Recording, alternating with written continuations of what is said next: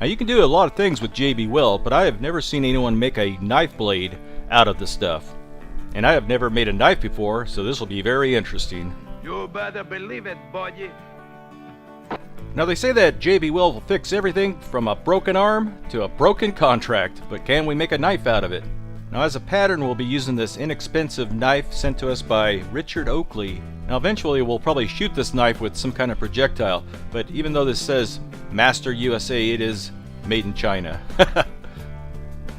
To make the mold, I cast a block of wax, just regular old candle wax, and then I heated up the knife to about 350 degrees Fahrenheit, that is. And then I just set the very hot knife in the wax and let it melt and sink into the wax block. I had to do this one more time in order for the knife to sink a little deeper into the wax. The next step was I just took a sharp razor blade and just started shaving off the wax so that the knife blade was flush with the top of the wax. Once the wax was carved away, everything was nice, flat, and flush. Just popped out the blade. I did have some minor imperfections I had to go back and kind of touch up. We'll be using the entire container of this J-B Weld steel stick, and there is steel in there because a magnet will stick to it. This stuff is just a two-part epoxy in a stick form. Normally you just trim off what you need though. The J-B Weld steel stick can be kneaded together with just your bare hands. But if you're kind of a wuss and you don't like getting your hands dirty, I guess you could wear gloves if you really wanted to. Now once it's uniformly mixed, we're ready to start molding it. We gotta work kind of fast here because this stuff will start setting up in just a few minutes. As you're mixing it, you can feel it getting warm as it starts to cure. It doesn't get so hot that it will burn you though, and it won't even melt this block of wax, as you'll see.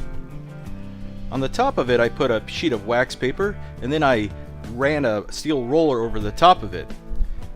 This will remove any air bubbles and push all the J-B Weld into the delicate cavities of our wax mold. And it looks like that one stick of J-B Weld was more than enough to completely fill everything, which is better than not having enough and having voids.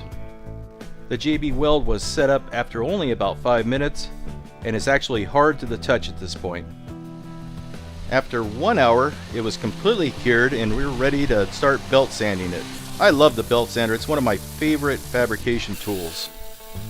All I'm doing here is just sanding off the excess J-B Weld and making it flush with the wax. And you'll notice I'm not wearing any gloves because it's a bad shop practice to wear gloves around rotating equipment. And I had a boss that would become furious if he caught you wearing gloves around a grinder or a wire wheel or a lathe or drill press or anything like that. A pair of gloves can catch on the rotating equipment and actually rip your hand off if you're not careful. It's true. Well, it's starting to look like a knife finally. We'll use the original blade to mark out the holes so we could drill them out and attach the grips or scales if you prefer. And I did all that off camera just using a drill press. Now using a heat gun, I heated up the J-B Weld knife to carefully remove it from that wax mold. I started sharpening the blade with a mill file and then finished it off using just a razor blade because the J-B Weld is that soft. Now we'll attach the scales to it, or handles or grips or whatever you want to call them. I know that there's technical terms for all this stuff, but everything lines up real well. And once we tighten everything down, we finally got a knife. A J-B Weld knife. And I think it looks pretty good for a newbie making it. You know, that's my first time ever making a knife. But will it cut anything? Well, let's see how it works on this strawberry. Not too bad, not too bad.